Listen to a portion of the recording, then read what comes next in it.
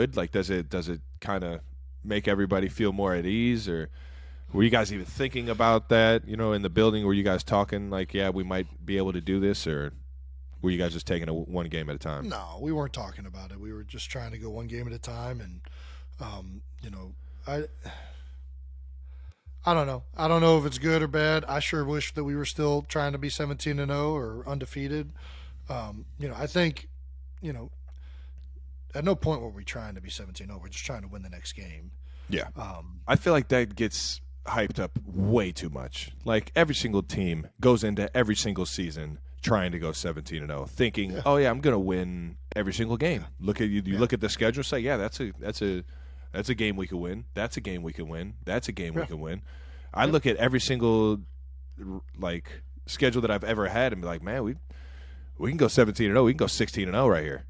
And you find out over the course of a season how to become the best team possible by the end of the year. And sometimes, those losses, like we learned a lot from the Colts loss this year, which I think is a very similar loss to what you guys just had against the Commanders, in terms of, a team that everyone thought you guys should have easily won that game, or go in there, and if you guys handle business, take care of business, and don't hurt yourselves, you guys come out victorious. But it's one of those situations where sometimes when you take L's like that, or you find yourself in adverse situations, you find out how not to do things. And sometimes finding ways how not to do shit is better than just keep learning on the run.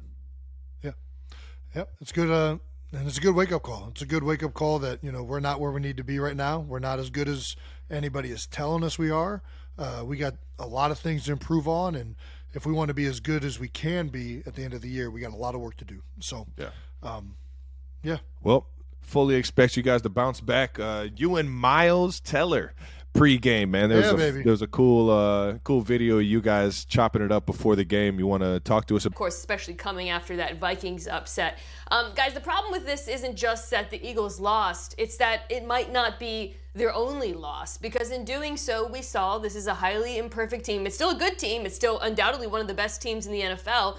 But you saw some struggles with run defense in particular, a little bit of inconsistency from Hurts, especially when he actually had the chance to possess the football. And then as you look ahead to matchups with teams like the Titans or the Cowboys, I know, Stephen A., they're coming off a loss, but they're still formidable. You start to ask, well, what if the Eagles not only lose one game, but 2 or 3 games and risk losing that seed? And that's what matters here. It's the number 1 seed. It's not the record, with all due respect to the 72 Dolphins. Well, I think it is a good thing that they lost this football game. And I understand what the number 1 seed means. When you get it, you play home field advantage. It's easier to get to the Super Bowl. But just like A.J. Brown said right there, enough of the 17-0 talk, because it starts to creep into the locker room. If you win 9, then you win 10. Then it's 11, then it's 12. Then the louder noise starts to come. Can they do it? And just like all of us as fans for teams, we want to see teams do certain things and get certain milestones and things of that nature.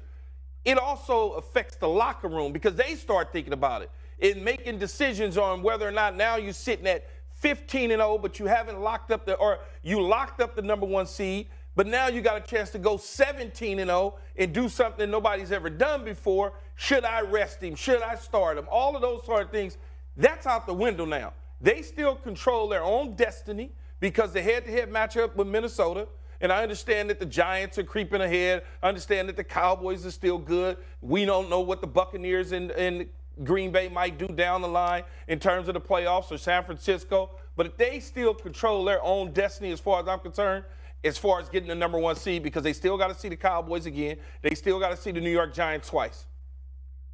I agree with you, Mina. That's how I started off the show, and that's where I'm at right now. Because you didn't run the football as effectively as you could. You couldn't get Washington off the field. They spent 40 minutes chalking up that amount of time. That's not a good sign.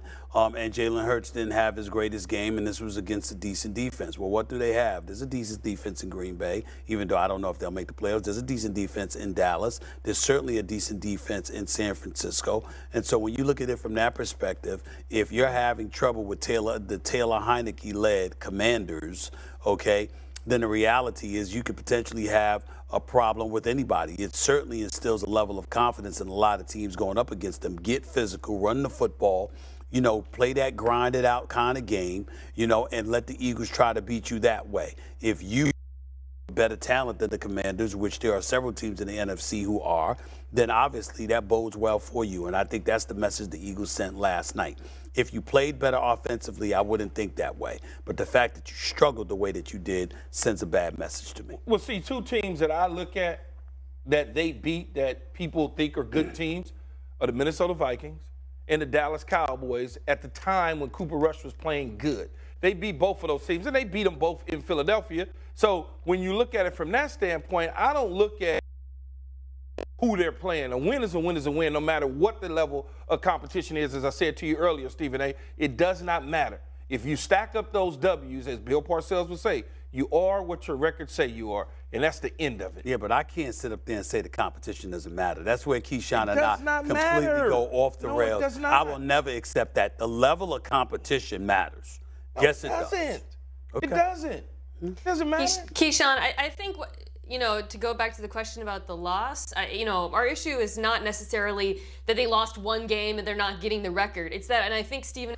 Or for a team with a brand new head coach. I don't know how it's going to change. Obviously, they were fired up last week to play the Raiders. I think largely they're going to be a similar team, especially on defense. I can't speak for the offense, but Jeff isn't going to go in there and drastically change the defensive philosophy of the football team in a week, right?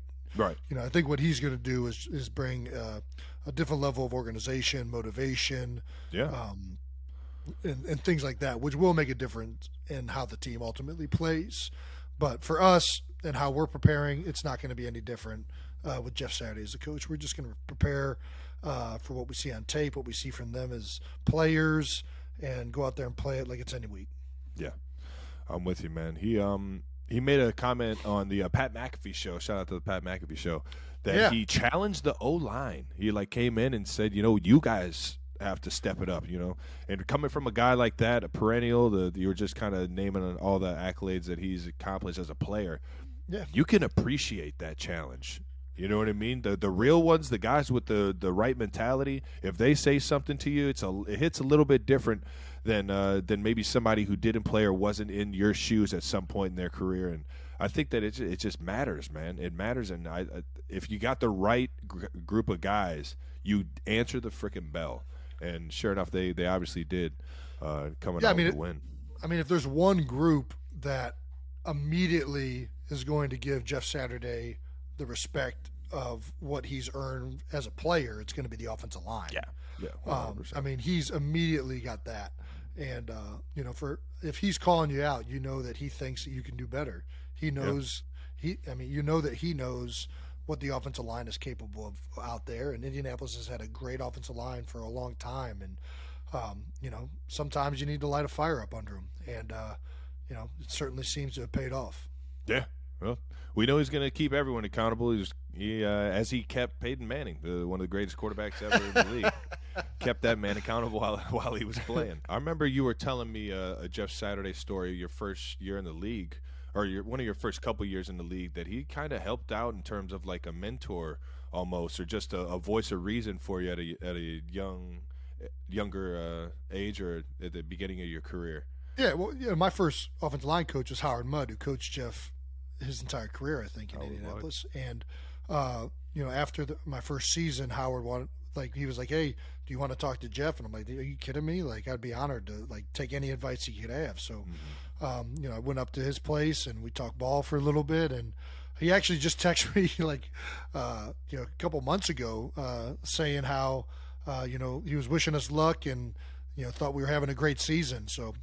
Unfortunately, I don't think he's wishing us luck this week, but I think Jeff's a great person, a great dude. He was a great player, and I think he's always gone out of his way to try and help me, and I'm sure he's done that for a lot of guys. So, great dude. Sounds like a great dude to me, man. And obviously the Colts come together, and they look like they love playing for him, man, because that sideline was hyped. The guys looked like they were rallying, playing for each other. It's a different world, man. Yeah. Well, Chiefs at the Chargers. Sunday night football. We got a little in-division game. November 8th, announced the game was flexed to Sunday night over the flexed. Bengals. Yeah. When did you find this out? The same time everybody else did. It just kind of Through happens social right when it media. gets announced. Yeah, it was like, oh wow, we got another primetime game. I think it's our 7th primetime